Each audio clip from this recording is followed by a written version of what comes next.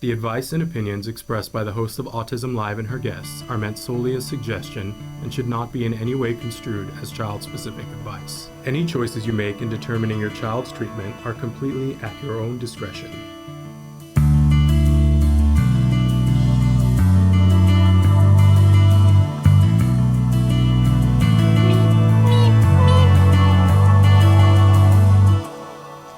Good morning and welcome to Autism Live during this wonderful Autism Awareness Month. We talk about the 3 A's during Autism Awareness, acceptance, and action, all three together so that we can actually get somewhere. So happy to be here with you this morning because we've got a great guest for you today. Like one of the best guests of all time is joining us again today. Of course, I'm talking about Julie Matthews, who nobody knows more about nutrition and autism than Julie Matthews, and she's a real trailblazer.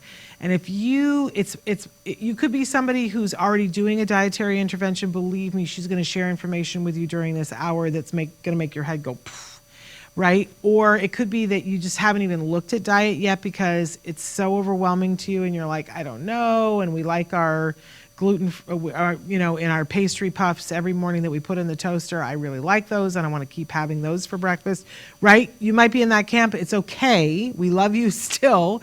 It's all right. But you might want to listen to what Julie has to say because sometimes, changing the diet is the thing that helps progress flourish.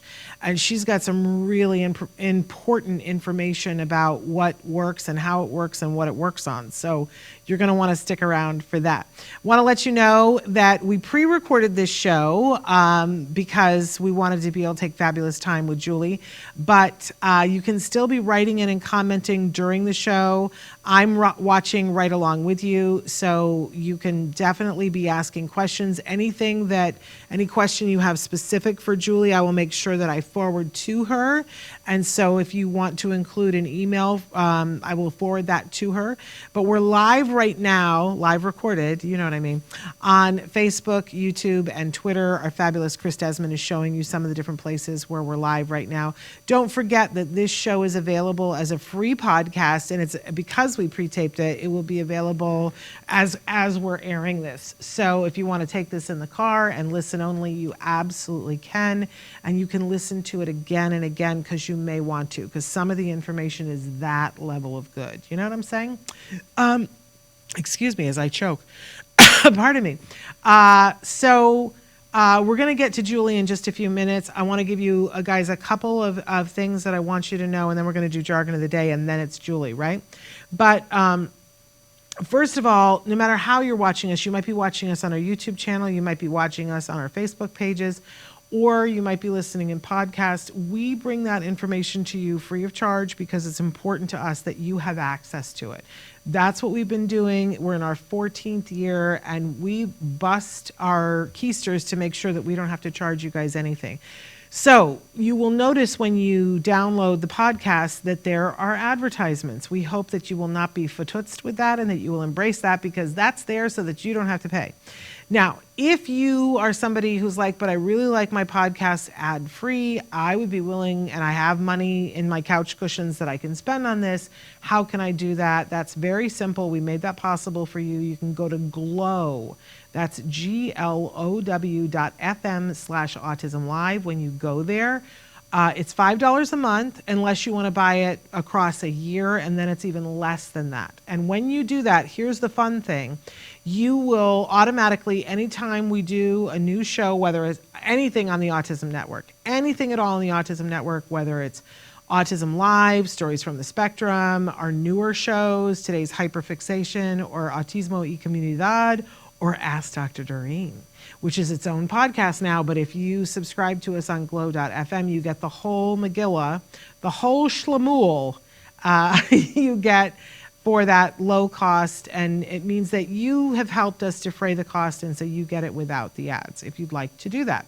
So that's available for you. But please, I also encourage you to check us out on YouTube because then you get to see the audio and the picture, which, sometimes is fun. I know that there are some of you out there that for the jargon of the day, your teacher assigns it in the way that they make sure that you have done your homework and listened to the jargon of the day is by talking about what my crazy hair looked like with that definition.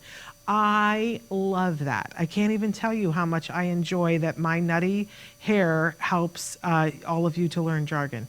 It works for me, I have to say. So I think of that sometimes when I get ready to shave my head. I'm like, it's all good.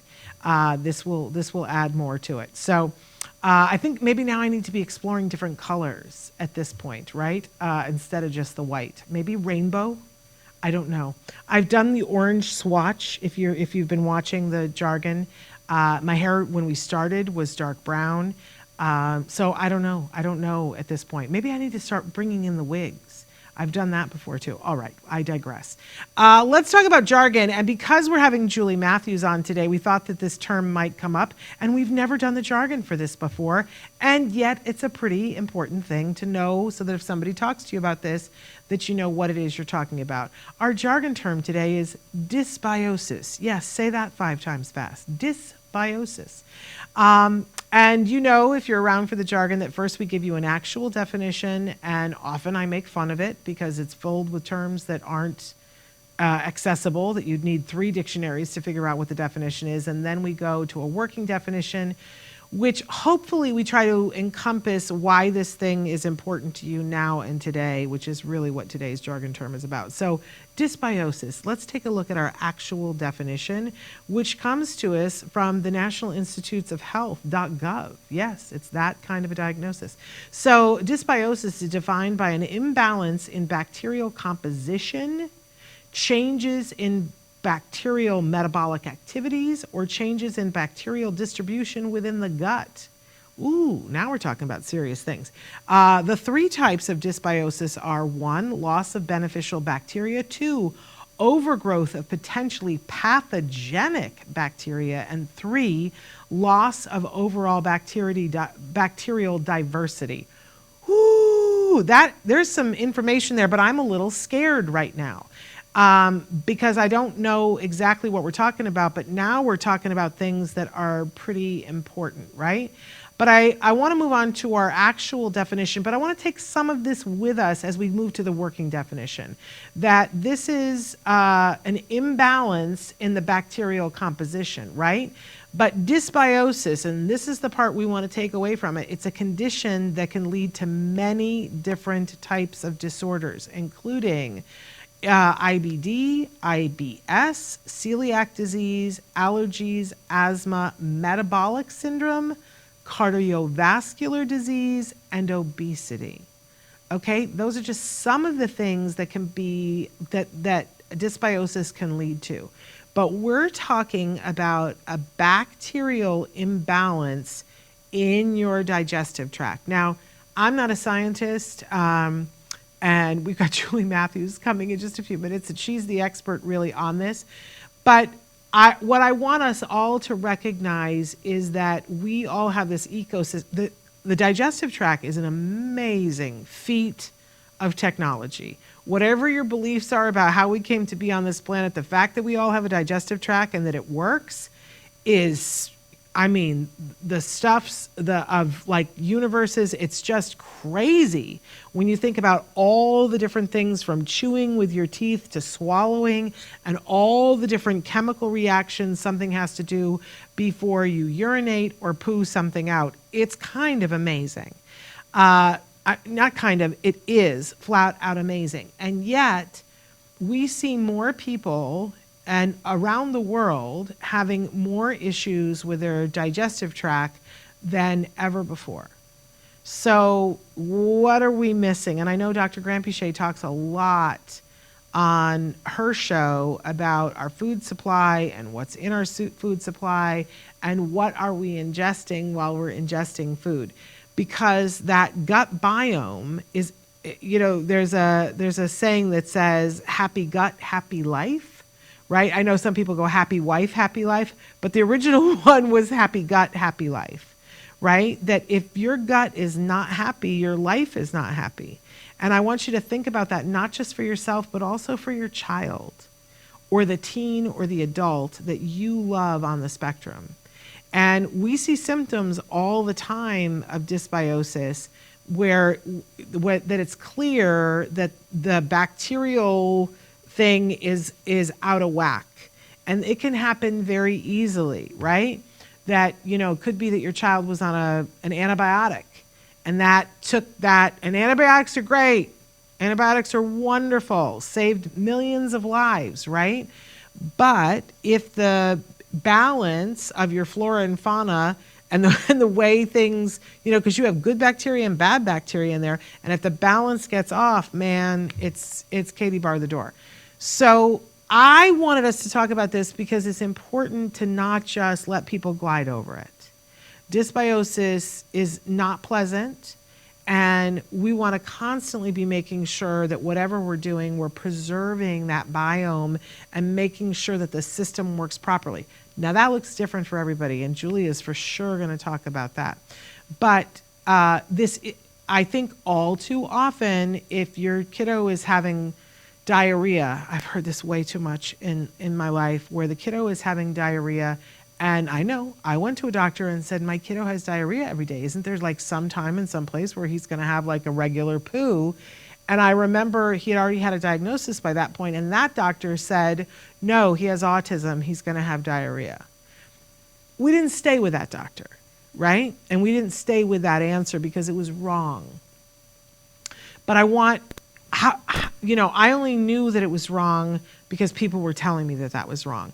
And I want you to know that if your child is having gut issues, or you sense that there's something isn't right digestively, that it's absolutely become something that you become willing to work on so that they can have a better life. That's really, and if that's not enough for you, look at all the things that it can lead to.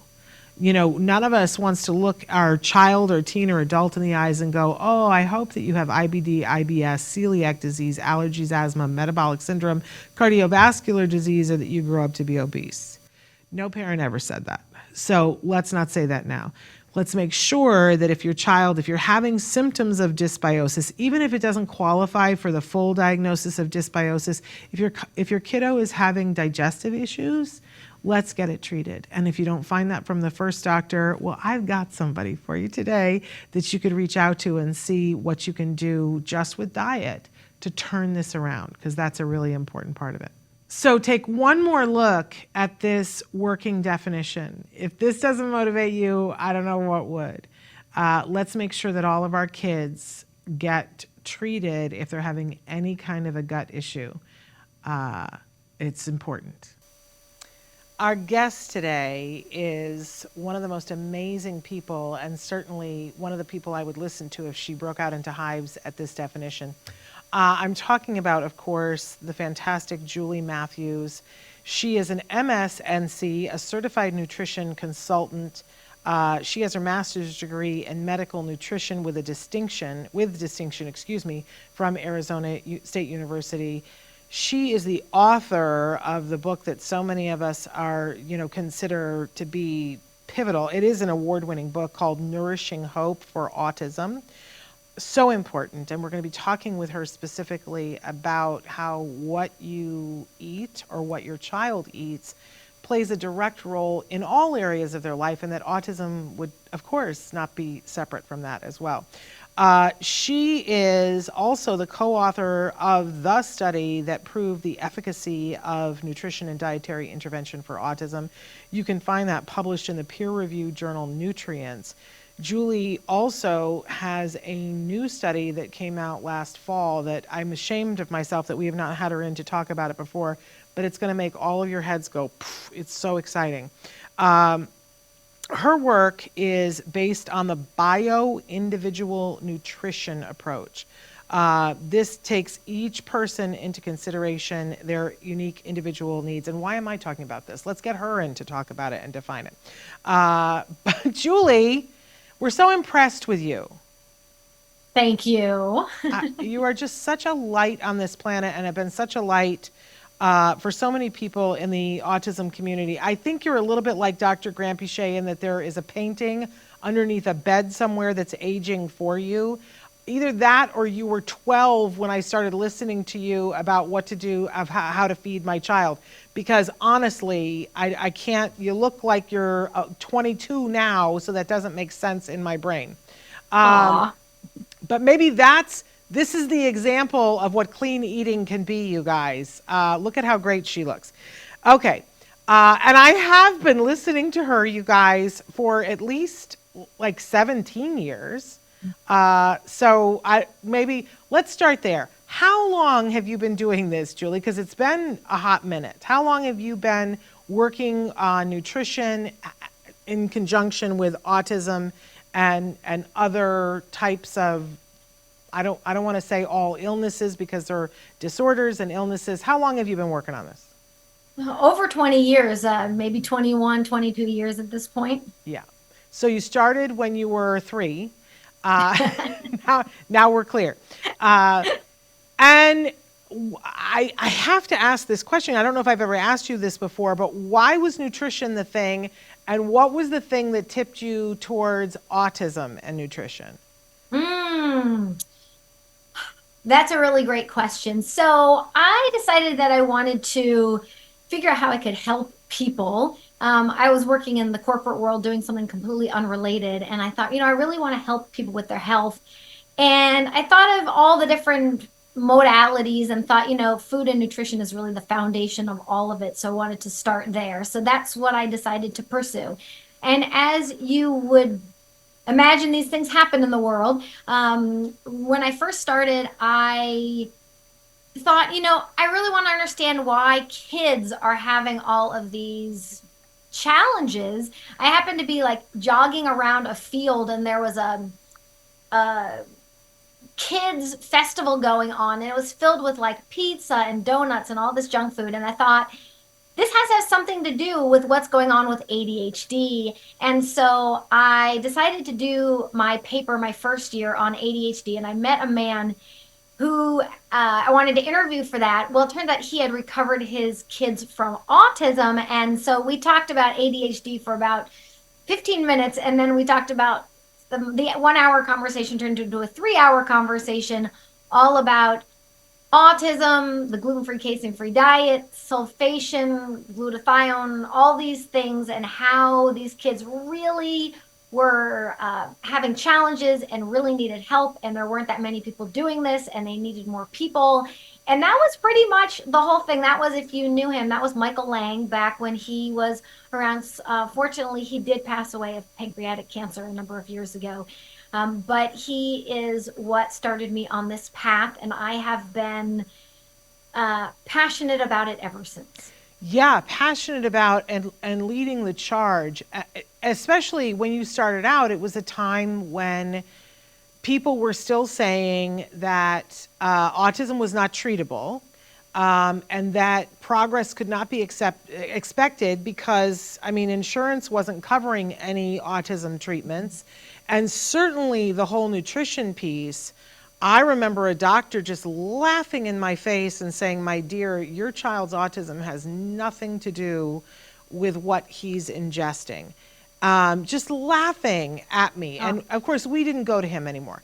But I remember thinking, just logically, that if I am my own little ecosystem, and if I eat something and I happen to be allergic to milk, and if I eat milk, how I behave and how I learn changes. It just does. And I experience the world in a much different way than if I didn't eat milk. And this made sense to me. So I didn't listen to that doctor. But for decades, people were saying, oh, all you whack-a-noodle moms who think that if you change your child's diet, that it's going to change how they behave. And people in very high places were saying this. Now, you've been at the forefront of identifying that the crazy notion that what you eat affects how you feel, and that includes individuals with autism. Yes, and actually your experience is exactly what I experienced. And I guess maybe that's one of the reasons I'm so passionate about the science, and I love reading the science and talking about the science and doing research all of those things, because I was told the same thing by by family friends who were pediatricians and all sorts of people. And I knew also, like you, that it wasn't true because of what you see and hear from parents all the time. So I guess it makes me particularly passionate about sharing what I have seen. Yeah. I hate it when people try to gaslight us with things that just make total sense. If I were going to sit down and drink a glass of beer, how I behaved would change immediately afterwards. And that would be different than somebody else who has a different tolerance level than me. So I just like to say to doctors, don't gaslight me. Of course, nutrition plays a role in everything. Every study keeps pointing to that. Why are you guys so slow on the uptake here? But you were not. You were really at the forefront and pushing. Now, I want to take just a second to talk about this, the thing that you did that proved the efficacy of nutrition and dietary intervention for autism that is in that peer-reviewed journal, Nutrients. Tell us a little bit about what you did and what's in that article. Yeah, so it was a randomized controlled trial. So we looked at 6 nutritional and dietary interventions, one stacked upon each other about once a month, spread out over about 6 or 7 months, and then followed for a year. And so those were a multivitamin mineral formula, an essential fatty acid formula with fish oil. We looked at Epsom salt baths, carnitine, digestive enzymes, and a healthy gluten-free, casein-free, and soy-free diet. And we found an almost 7-point improvement in nonverbal IQ. We found 4.5 times the developmental age improvement. We found improvements in mood, behavior, hyperactivity, language, sleep, digestive conditions, all sorts of different things. So it was, I think, a really profound study, in part because it showed the way dietary intervention is actually done in real life. So, usually a study is we take one thing and we follow that one thing and we see what changes.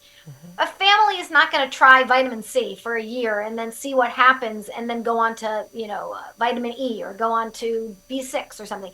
And also nutrients, they work in concert.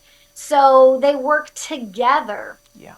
And people do diet and nutrient changes at the same time as well. So the great thing about the study, I think, is that it looked at real life and how practitioners and families typically introduce diet and nutrition intervention, which is a little bit step by step, kind of one by one, but together over the course of time. I love the fact that you staggered it a little bit. Talk a little bit about why you would do that, why you would do one thing for 1 month and then add another thing to it. Yes, because for, I think, a couple reasons. One, at least the reason we do that in practice is because then you can see if the thing is helping or causing symptoms, and you can see what is improving. So you not only know that, so you can get a sense of, is this something that I might like to continue for a while because I saw something good? And then if you did everything all at once and you saw any positive or negative reaction, you wouldn't know what it was that was creating that. And so this way you have a better sense of what is helping. Yeah. I've seen it all too many times where a parent gets so excited because they hear about the results that you had, and I think we all want to sign up for that, right? But remember this sort of step up method, because sometimes your kiddo will have a reaction to something. The thing that, because we did something similar, that we would try something for 30 days and then add the next thing. And I remember when we added, it was a fish oil that we added, and for whatever reason, my son couldn't handle it. He and we saw a regression in eye, like he would look at things out of the corner of his eye, and it had gotten better. And once he was on the fish oil, forget it. He looked at everything out the corner of his eye. And our doctor at the time said, "I'm so glad we did this the way we did. We took him off of that, put something else in, And that symptom, went back to the improvement that we had had. But if we had just thrown everything, we could have spent 6 months trying to figure out what the thing was. And it's very valuable to do exactly what Julie is saying. But to see that much of an improvement, it sent a message to the world. This isn't poppycock. This is actually helping to support. I always like to say that, it's so funny because we have camps and people like to get in their camp and say that they're in their camp. And we have people that are in the biomedical camp, and I just love them and they see the benefits. They aren't always the ABA people. And then we have people that are ABA people who are like, no, we're doing ABA, we're not doing biomedical, because there was a period of time when the ABA community was saying, oh, we don't believe in the biomedical, like they don't believe in Santa Claus. It's maddening. But the truth of the matter is whatever intervention you are using, when you combine it with things so that your child feels better, it's whether you choose ABA or you choose floor time or whatever your methodology is, you're doing Denver Early Start, whatever it is, if your child feels better, they're going to do better. And definitely. How many times have you had a headache or you had something going on with your gut? How much could you focus and how sharp could you be in those moments? Probably not very much. And so if that's happening all the time and you can't really express what it is, it's going to affect your ability to pay attention and be your sharpest. Well, and just from a parent point of view or a caregiver point of view, we're always talking about how we want to be the best possible ally to our children, teens, and adults that we love on the autism spectrum. So we don't want them to go around having chronic diarrhea. We don't want them to go around and constantly be feeling, this upset stomach. We don't want them to have that low-grade headache in the back of their... None of us would wish that for our children. Right. So important that because a lot of people don't treat our kids. As you know, Julie, you go to a regular pediatrician, or heaven forbid you got to go to urgent care or the emergency room, and you say the word autism and suddenly everybody stands back and puts their hands up. Mm-hmm. It's not everybody, I'm speaking hyperbolically, but too often we're seeing that they don't know, and so their decision is to do less. Mm-hmm. And we need to be well-informed advocates and pushing forward for our children so that they can feel well on all levels. So I love this. So that study came out and really kind of put a lot of things on its ear, and we see a lot more people who are much more open to biomedical and dietary interventions. But then you took it to the next level, lady. So talk about this new study that came out last fall, correct? Yes. I'm very excited about that one. That came out in the Journal of Personalized Medicine, and it was a survey study that we did on 818 caregivers and individuals with autism. So it's caregivers of individuals with autism, which made up a vast majority, and then some individuals with high functioning autism that could fill out the forms themselves. And we looked at 13 different therapeutic diets, and not only whether they had an overall benefit, but if they had any adverse effects and what the symptom improvements and adverse effects were. So it was a very exciting study. So there was good benefit from doing the diets and very, very low adverse effects from doing the diet. And we looked at them, like I said, as a whole. We looked at them individually. We looked at individual symptom improvements between them. We found out that different diets improved different symptoms. So some diets were better at helping improve certain symptoms than others. Overall, there was a rating scale of 0 to 4, and it was a 2.36 for all the diets on average. And so that was between a moderate to good benefit. And we actually did this survey on nutraceuticals, so supplements, as well as psychiatric and seizure medications. And diets actually, interestingly, did statistically significantly better than both of those others individually, and had a significantly lower amount of adverse effects than the psychiatric and seizure medications did. So the diets performed very, very well. Pretty amazing. Can we go through what the 13 different diets? By the way, before I get really into the weeds here on this, I want you guys to know that if you visit Julie's website, if you go to nourishinghope.com, there's a bunch of things that you will find there, amazing resources. You can be looking there to see all the places that Julie's going to be speaking throughout this amazing month, and things that she has in the hopper. So go to nourishinghope.com. You can also go to nourishinghope.com and put /programs, and you'll find out a bunch more information that's there. I know that there's the potential for, I believe you've got some specials going on during this month. So for things that you guys might want to participate in. But I also want to say that on your website there is a place where you can opt in. You put in your email, and what you're saying is, Julie, I'd like to get more information from you on a regular basis. And the first thing that you're going to get is a free report that is titled "What the Science Says." And I know people that, parents that are in the middle of interventions right now, they're busy people that have gotten this and have said, oh my gosh, this is so helpful to me in terms of making decisions about what I'm doing right now. So much of the research that we hear about is like, oh, well, we're looking at this to see what it does, and this might help us in 10 years. And everybody's saying to me, no, this is like really helpful to me today.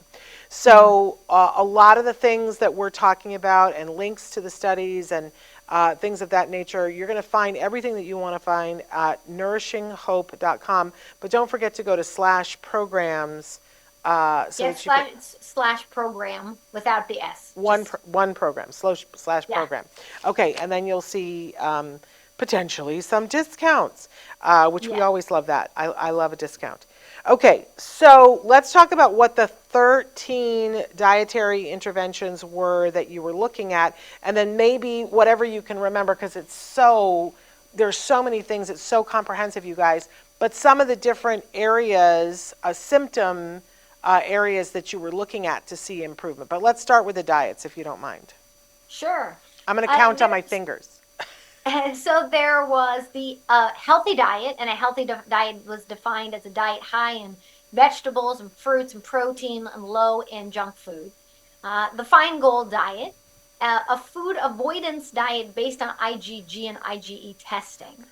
The low sugar diet, the gluten-free and casein-free diet, food avoidance diet based on observation, corn-free diet, specific carbohydrate diet, a casein-free diet alone, a gluten-free diet alone, a soy-free diet alone, a paleo diet, and ketogenic diet. Okay.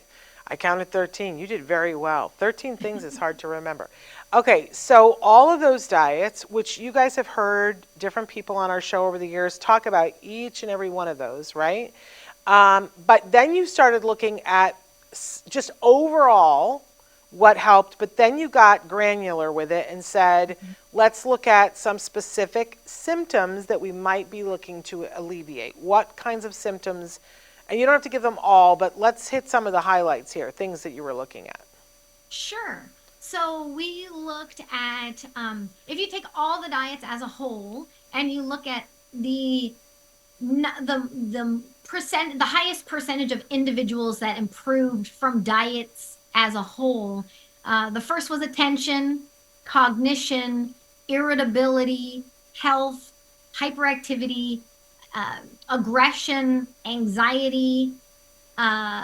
We looked at constipation, diarrhea, language, and then there were about 23 or 24 symptoms total. Amazing. And already from that hit parade, I can hear everybody's head exploding, going, what? This is amazing. Like, these kinds of things are things that you could move the dial on based on what your child ingests. Yes, this is what Julie does. So from that hit parade, let's just talk about one or two, because a lot of people write into us about the anxiety piece. That anxiety is something that just a lot of us in general are dealing with. But a lot of our kiddos on the spectrum are dealing with anxiety, and there are many things that you can do to help your child, but we just can't have this expectation that it's just gonna, you just say calm down and they're gonna be calmer, right? Because that wouldn't work with me. Why would it work with our kiddos on the spectrum? Exactly. Right? So we wouldn't expect that. But that there's a different effect with different diets. This was a shocker for me. Do we want to go through what the top 5 were for anxiety? Sure. Okay. So, and again, when I say the top diet was X, that doesn't mean that that diet is the best diet for everybody. Some diets are more restrictive than other diets, and it might be the second or the third diet on the list that might be a better fit for certain individuals. But I will, give you the scoop. So the number one diet for anxiety was the ketogenic diet, with 33% of individuals that did that diet having improvement in anxiety. Which is so, this stopped me in my tracks. This just stopped me in my tracks, because so much of the time when we talk about on the show the ketogenic diet, we're talking about seizures. That the part of the community that I know that is the most, supportive of a ketogenic diet are families where the kiddo is having seizures, and I've seen people have miraculous results with a seizure diet, with a keto diet for seizures. I had never heard anybody talk about it for anxiety, but now it's on my radar. This is fascinating. But as you said, that doesn't mean that you necessarily need to run out and do a ketogenic diet, but let's go over what some of the other ones are to help that showed a difference in anxiety. Go ahead. Absolutely. So the second was the Feingold diet, and there was 28% there. So again, a large percentage of those people as well. And the next was a specific carbohydrate diet, then a low sugar diet, and a food avoidance diet based on observation. So the first two were 28 and 33%. The others ranged from like 16 to 19%. So those first two, shined a little above the rest. And where is GFCF on anxiety? Interesting. Let's look. I'm looking at my paper right now. Because that's the diet that most of us talk about first, right? Yes. And it's a great diet. 15% of individuals improve their anxiety with the GFCF diet. Okay. Now I want to go back and talk a little bit about Feingold and specific carbohydrate, because when my son was young, these were two diets who were at the forefront of every conversation. If I was talking to anybody about a diet having to do with autism, certainly gluten-free, casein-free would come up, but probably after Feingold and specific carbohydrate. And we did a modified Feingold, where we didn't follow it to the T, and we did the specific carbohydrate for a month and a half. So they're not unfamiliar to me, but I'm guessing that a lot of you have never even heard about them. So tell us a little bit about the principles of the Feingold diet. So a Feingold diet is a diet that's free in artificial additives, and it's also low in a naturally occurring food compound called salicylates. And back in the 1970s, Dr. Ben Feingold realized that these compounds were creating hyperactivity as well as other symptoms in the individuals, in his patients. So this diet's been around for a long time. The salicylate-rich foods, unfortunately, are some very good foods. So again, you have to figure out if they're causing a challenge for your child. But it was one of the highest performing diets, slicing it in the data on multiple different ways. So those are foods like tomato sauce and ketchup, grapes and apples and berries, spices, things like that. Again, they're really healthy foods and high in nutrients, but if you're not able to process them, then they can create a lot of challenges with behavior. And if we look at the study and we look at the Feingold diet, 45% of individuals who did that diet improved hyperactivity. It's just, I think almost half of them improved hyperactivity from that diet. 38% improved irritability, 37% improved attention, 34% improved aggression, 28%, as we said, improved anxiety, 28% cognition.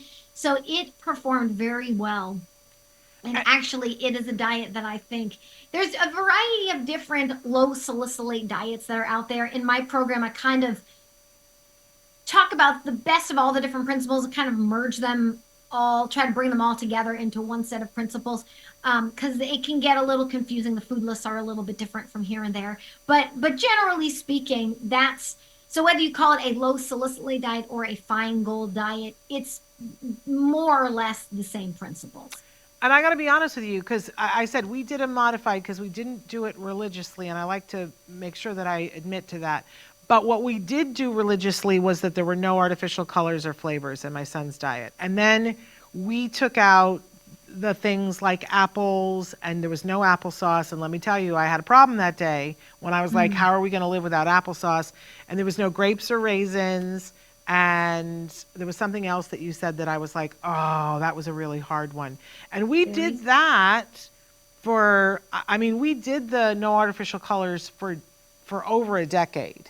And we still try to stay true to that, because I don't think anybody does well with all the artificial colors and flavors. But the salicylate, we probably did for a year and a half, 2 years. And as I said, we weren't religious about it, but we also didn't have a problem with hyperactivity. And we didn't have a problem with attention and focus once we did this, I have to say. I would love to know, if you ever do this again, I would love, how you separated it for the gluten casein free, I would love to separate the artificial colors and flavors and the salicylates and see. Yes. I think that would be interesting. But yes. Everybody today can say, okay, I'm not doing artificial colors and flavors anymore. Like, that would be an easy thing to chuck, because even you can go to Target and get your Easter candy and get it with no artificial colors and flavors. They have a whole little section where you know. So I'm just saying, you could chuck that. It will be slightly difficult, but not as difficult as you think it will be. Everything is out on the market now, because more and more people are going, what is this crap and junk I'm putting in my child's body? Okay, but now let's talk about specific carbohydrate, because that's a whole other kettle of fish. It is. So the specific carbohydrate diet is a diet that was created. This diet was created actually in the before the 1930s, because it was becoming fairly popular in the 1930s and 1940s when Dr. Sidney Haas wrote some papers on the use of this diet in children with a variety of digestive disorders and things like that. And this diet is no grains, no starches like potatoes and corn, no sugars, table sugar, those kinds of things. Now you could do naturally occurring fruit sugar, things like that. So you can do non-starchy vegetables, fruits, whole fruits, if you aren't allergic, nuts and seeds, and protein and meat and eggs and oils and all that good stuff. But it limits those, either eliminates or limits those types of carbohydrates. That's why it's called specific carbohydrates. So it's not a low carbohydrate diet like the ketogenic diet. It's specific carbohydrates that tend to feed bacteria and things that can create dysbiosis. We'll use our word of the day. Yes. And then that dysbiosis can contribute to challenges with the gut, digesting foods properly, can create an overgrowth of certain bacteria, that dysbiosis, and then that can further the cycle that creates a difficulty breaking down those foods, and then instead it becomes food for those organisms, and you get this cycle of challenges with digestion. And what we know is that the gut and the brain are connected. So I want to say I met Elaine Gottschall maybe in 2004, 2005. She started coming to the autism conferences and saying, hey, what I was doing to help my daughter with her gut stuff, there's a lot of things going on in autism related to the gut, and I want to share this diet that's really helpful for the gut. And so that's what happened. And then Dr. Natasha Campbell McBride, who's a doctor, used this diet for her son with autism, and then created the GAPS diet, which is sort of an offshoot of the specific carbohydrate diet. So it's now been used for 20 years, and I can't believe it. I remember when I first found out about this diet. And so the diet helps, definitely is used a lot with people with gut symptoms, but it also, since the gut and the brain are connected, there's also some good information on how it can help other symptoms. So if we look at that diet, and we see that the there's also this category of general benefit, which I've kind of been leaving out to get to some more of the specific symptoms, but 57% said they found general benefit with it. 24% in attention, 22% with cognition, 19% with anxiety, 19% with diarrhea, and then from there, other things as well. So you can see even some of the first symptoms were more neurological or cognitive related. So already, I'm sure our audience is seeing that there is overlap, that, you could be on the specific carbohydrate diet, but there is some overlap with, say, for instance, the gluten-free, casein-free, because if you're not having gluten, that takes out a bunch of the specific, not all, right, but some of the specific carbohydrates. If you're on the ketogenic, it's taking out some of that, but slightly different. There's nuance to all of this. And I love what you've done, because it shows you if there's something that you're specifically targeting, that it shows you which direction you might go in and which direction you might start in. But it's very quickly, it's very easy for a parent to get overwhelmed by diet and go, we used to do a segment on the show. We still have them recorded that we called What's Left, where it was a cooking segment where we would show, that you could make things, because people would ask me all the time, if you're doing all that, what is it your child is eating? And yet when they would see my child eat, they would go, I've never seen a child eat carrots and snow peas the way your child does. How did you make that magic trick happen? Right. So for people that are overwhelmed, you've got some really good help for them. Julie, talk a little bit about, I know on the thing it's /program, but you have programs. Tell them about what you do to help people get through the weeds of this. Yes, so I have created a number of things. There's all sorts of free resources and guides. I've got books, I've got ebooks, I've got, like you said, a variety of different programs. What I would call kind of my core program is a 12-step process to help people those that are both brand new and those that have been in this for years and have, quote, done everything. Create a methodical step-by-step process on how you would look at all of these individual things and help create a personalized nutrition plan that's going to be best for them. So starting with simple things like take out the artificial ingredients and then add good healthy things, and then what might you want to take out, and exploring a bunch of these different special diets. I explore some that they don't explore in the survey. So we look at a whole bunch of different ones, kind of what are the common symptoms, what are some of the common things that are improved with them. And what's interesting is that my clinical experience is very similar to what the survey said, which is really nice, and what the research shows. So I feel like they all have there's a big body of knowledge, and there's a lot of consistency, which I think is great. And so what I help people do is to take some of the confusion out and help walk them through a step-by-step process, no matter where they happen to be in the process, to give them a sense of the different principles, diets, nutrients, supplements that they might want to look at, and a good kind of order to do it. I was just on a call with a really great colleague that does functional genomics.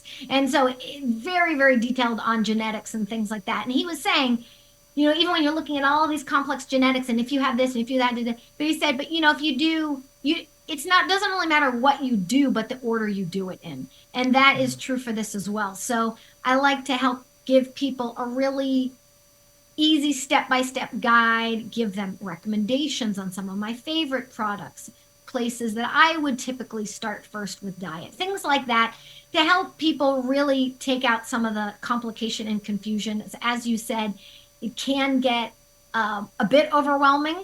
And like you said, there's nuance to some of these things. And so how to figure out which one might be the best, that's what I try to help people do. Well, and it's so wonderful to have an expert to wade into this land with you. We want to make sure that people know nourishinghope.com is the main website, but you also have another website called bioindividualnutrition.com, bioindividualnutrition.com, and I promised that we were going to have you talk about what that is. I suspect it's exactly what it sounds like, but talk to us about that. Yes. So it's really my methodology on personalized nutrition, where I look at the biochemical individuality of the person and figure out what diet and nutrition things they need. It's really my practitioner program. I use a lot of this methodology in my parent program, but just in a more step-by-step form for parents. That's much more practical and hands-on with, support calls and those kinds of things, versus the practitioner side. We get much more into the details of all of it. So bioindividual nutrition is my methodology, and the Bioindividual Nutrition Institute and that website are for practitioners that want to learn how to use this with their clients. Okay. But it is so important that we always talk about looking at the whole individual, and it's very tempting to put people into categories and shove them into categories together. But we know that, was it Stephen Shore or somebody who said it's not autism, it's autisms, mm-hmm. that how it presents in each individual is in fact individual. So the dietary intervention, just like any other intervention, has to be specific to that individual. So I really recommend, if people have the opportunity to work with you as they're doing some of these things, because I guarantee you're going to have questions along the way, and being able to have a mentor of the experience and knowledge that is Julie is going to really help you with getting to the best results the quickest, but also giving you peace of mind. When I think back to when we started giving my son that fish oil and he had that very negative reaction, if I hadn't had an expert to go to say, why is this happening? I don't know what I would have done. We might have taken him off of everything, right? Which would not have been helpful. So having somebody with experience to have their ear. Now, if I sign up for the caregivers through this program, and you said it's 12 steps, how many steps is it? Yes. 12 steps. And can I work it at whatever pace? Is it part of a group? Tell me a little bit more. Yeah, great question. You can work it at your own pace, and you can join us for our group sessions or not, depending on how you like to do things. We have a lot of flexibility. In fact, I go through this a lot, coming back and forth to what's the best way to do it. But I always feel that allowing parents to do it at their own pace, you have lifetime access to the material, because I know that sometimes parents get really busy. We have one of our participants who's just a wonderful mom. She joined us on all the calls at the beginning, and then I didn't hear from her for, it was probably a year and a half or 2 years. And then she popped up again just about a month or two ago. Turns out she's had 2 more babies in the meantime, which was why she was a bit busy at the time. Wow. So, that it's always there for you to come back to whenever you want to. Well, what an amazing thing that she had your information as she was pregnant and giving birth to those babies too, because I don't think it can be understated here, you guys. We've done shows on it before about finding that when you take a family and the family has decided, okay, we're going to do a dietary intervention for autism, it has an impact on the rest of the family that's often for the extreme betterment of the family. It's very hard to have just one person in the family on a gluten-free, casein-free diet, for instance, let alone a ketogenic or whatever. We have in our house, because my husband insists on having gluten because, I don't know, he's my husband. And we love him just the way he is, but he is stuck on having his gluten bagel. We have a designated gluten-free toaster. where he can toast his bagels, and if people come and visit, it has a big G on it because it's for the gluten, right? But that's, that's hard. You can negotiate it, but a lot of times the family will say, okay, whatever the diet is, we're all going to give it a try-ski and see how it is. And we see that, pregnant moms feel better, children are born healthier. There are studies to show this, you guys. And that there is a benefit for everybody from it. So kind of amazing. I know families that say, well, whatever I give my child in terms of biomedical, I'm going to take myself. I don't think that's the good idea, but I do think it's worthwhile to try the diet yourself to see, if you're going to do a low sugar diet, you are going to have, I would guess, for most people, if you're having any amount of sugar, you're going to go through a period of time of die-off where it's not going to feel great before you feel better. And knowing that and feeling it for yourself, you will be kinder and gentler to the child going through it and understand why you got to stick to it. And I've certainly tried a bunch of the diets. We actually, at one point, you'll love this, we had a team of ABA therapists who got so excited about our son's gluten-free, casein-free diet that for the month of April, they decided that they were going to go gluten-free, casein-free too, to see how it felt. And the crazy thing was that by the end of the month, one of the women went and got tested and she had celiac. It was life-changing for her to have tried that diet. And one of the other therapists, a gentleman, he said, well, I didn't test positive for celiac. He said, but it's like different. I see the world differently now.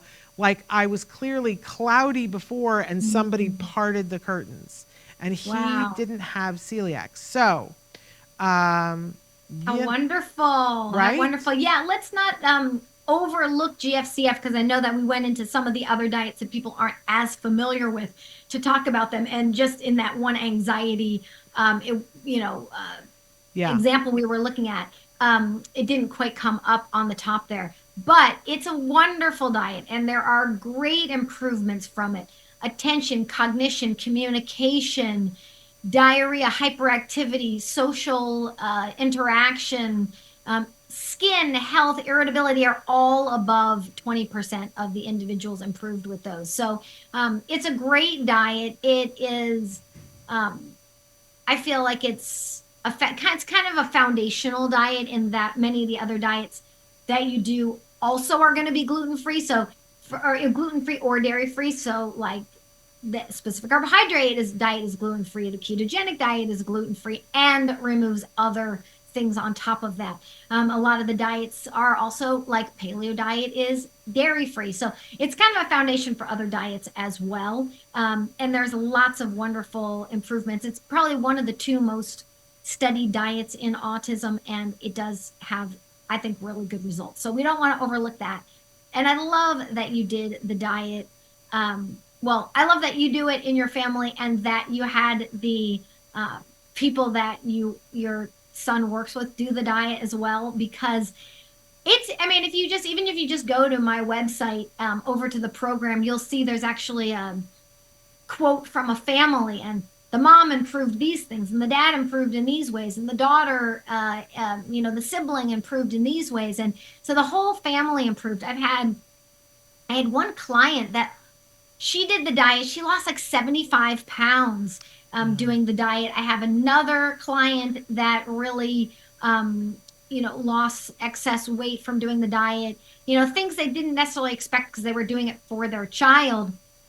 They got some really great results. So it was great to hear your examples on that. It's amazing. So I want to just go over some of the resources, and of course they'll all be in the notes underneath the link. But Julie's book, Nourishing Hope for Autism, is still available. You guys can get it on Amazon, or you can order it from her website, which is nourishinghope.com. If you go to nourishinghope.com, please enter your name in the opt-in. You'll get the wonderful report, What Science Says, but then you'll also get updates from Julie, so you'll be in the know. It will be worth the effort for having put your name in, which is not that much effort. can we say? And then check out her programs, and specifically check them out this month while there might be a discount. So go to nourishinghope.com/program. No S at the end. Julie, you're absolutely amazing. Do I dare even ask you what's next on your agenda? What are you studying now? I actually have a book coming out, but it's not coming out until Autism Awareness Month next year, so 2025. Okay. So that's what I'm diligently working on now. And then I don't know. We'll see where things go. Okay. Well, I think what you're doing is remarkable, and I wish that more people would listen to you. And I hope that everybody who's listening today, it doesn't have to upset your whole life. You can start small, and Julie in her 12 steps helps you to do that. But I think what you'll find is when you make one little change and you see the benefit of it, then you just want to do more. Because why wouldn't we want our kids to feel better? Why wouldn't we want them to be able to learn more and to learn more in a more efficient way? And as you said, if we don't feel well, we don't learn as fast. We just don't. None of us do. So I hope that you will check Julie out in all of her splendiferousness and check out her programs by going to /program. One, singular, program. For those of you listening in podcast. No S at the end of that. Julie, thank you so much for your very valuable time. And I hope people will be checking out on your website all the things you're going to be doing during this April. We call it the 3 A's. It's awareness, acceptance, and what's the third one? It's like I just had a brain bubble. Action. Oh, hello. Action, right? Because you can be aware, right? But if you haven't accepted people on the spectrum, awareness isn't going to get you far. And if you're not willing to take action, then you're not really an ally. So we want to be good allies. So thank you for being with us in this wonderful month. We so appreciate you. Well, thank you so much. It was really a pleasure to be here, and I'm here for anybody that needs anything. So thank you for the opportunity. Thank you. Have a good rest of your day. You too. Bye-bye. Such an amazing, amazing resource, you guys. I really want to encourage you, check out her website and see if there is, because there's a bunch of summits that she's doing this month, and to get to hear her speak live. I want to just reiterate that, she was one of the first people that we found that I was like, oh, somebody's making sense here. I hear the sense in what she's saying. And a lot of what she said directed what we did. And I feel like we made tremendous progress early on because we were doing good quality ABA, but we were taking care of that dietary piece as well, and it really made a difference. So visit her website, nourishinghope.com. Get her book, Nourishing Hope for Autism, and you can get that on that website, or you could order it from Amazon and probably have it be delivered tomorrow. Life-changing stuff.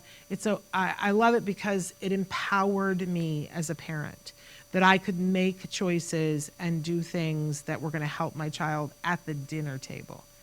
You know what they say, food is love, right? Well, I wanted to give the best love there was. And that meant something very specific for my child that didn't necessarily mean it for somebody else's child. So check it out for yourself. I hope that you will.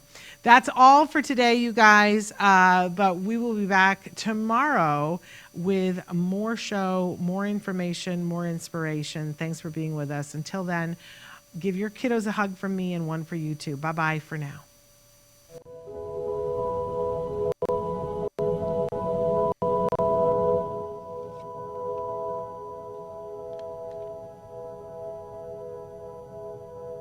If you found anything helpful in this video, please give us a like. In fact, make sure that you smash that subscribe button on YouTube and give us a like on Facebook. You can also follow us on Twitter and on Instagram for important updates. And please download our free podcast wherever you get your podcasts. Thank you so much. See you next time.